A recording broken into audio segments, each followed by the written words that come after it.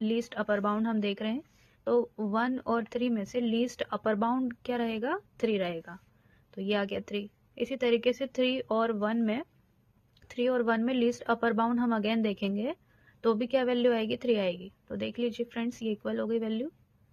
इसी तरीके से सेकंड क्या है, ए मीट बी किसके इक्वल रहेगा, बी मीट ए के। देख लेते हैं, 1 मीट 3 इक्वल 3 मीट 1। अब देख लेते हैं यहाँ पे क्या आएगा, GLB हम देखेंगे, ग्रेटेस्ट लोअर बाउंड। तो 1 का 3 से ग्रेटेस्ट लोअर बाउंड निकालेंगे तो क्या आएगा, 1। इसी तरीके से 3 का 1 से ग्रेटेस्ट लोअर बाउंड निकालेंगे तो क्या आएगा, अगेन 1। तो ये देख लीजिए फ्रेंड्स, ये इक्वल आ गई हमारी वैल्यूज, है ना। यहाँ पे ये वैल्यूज भी इक्वल आ गई, ये वैल्यू हमारी भी इक्वल आ गई, है ना। नेक्स्ट प्रॉपर्टी हम देखेंगे एसोसिएटिव।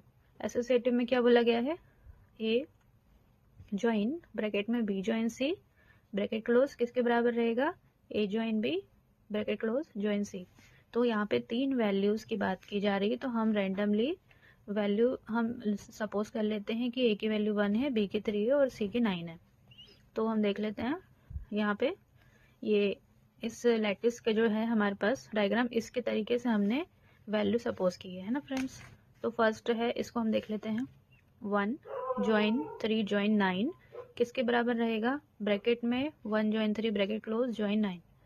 तो इसको अगर हम सॉल्व करें, पहले ब्रैकेट को सॉल्व करेंगे, 1 एज इट इज लिखा, 1 ज्वाइन, इस ब्रैकेट को सॉल्व करेंगे, 3 और 9 में हम लीस्ट अपर बाउंड निकालेंगे, 3 और 9 में लीस्ट अपर बाउंड क्या आ जाएगा, 9।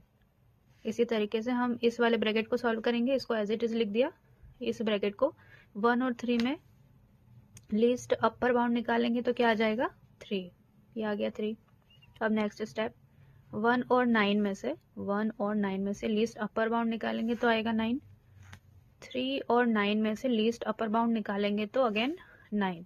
तो ये देख लीजिए फ्रेंड्स, ये इक्वल आ गई वैल्यू। अब इसी तरीके से सेकंड देख लेते हैं। सेकंड में क्या दिया हुआ है, ए मीट ब्रैकेट में B meet C equal to किसके है, ब्रैकेट में A meet B bracket close meet C. तो 1 meet 3 meet 9 equal to 1 meet 3 bracket close meet 9। तो पहले हम ब्रैकेट सॉल्व करेंगे। अब यहाँ पे मीट की बात हो रही है, दैट इज GLB हमें निकालना है, ग्रेटेस्ट लोअर बाउंड। तो पहले हम 1 को एज इट इज लिख दिया, 3 और 9 का हम ग्रेटेस्ट लोअर बाउंड निकालेंगे, 3 और 9 में से ग्रेटेस्ट लोअर बाउंड निकालेंगे तो क्या आएगा, 3।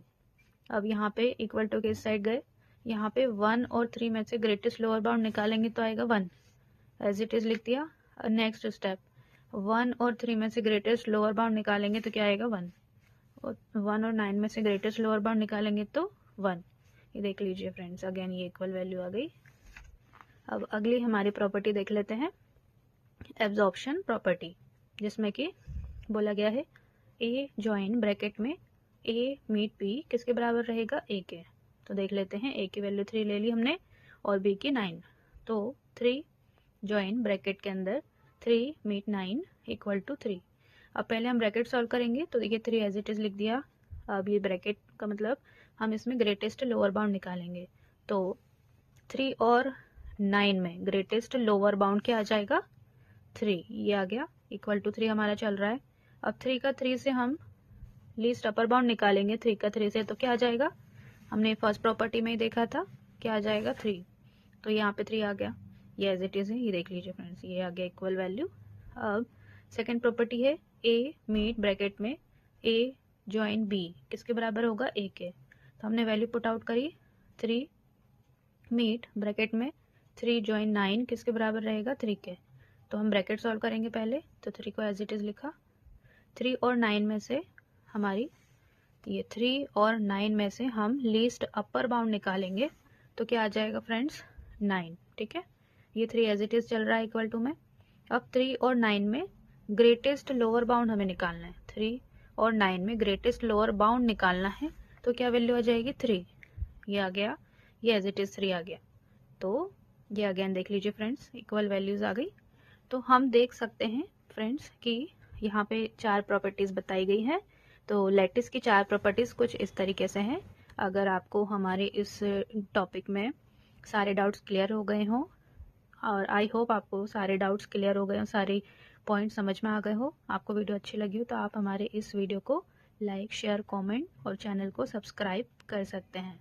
Thank you.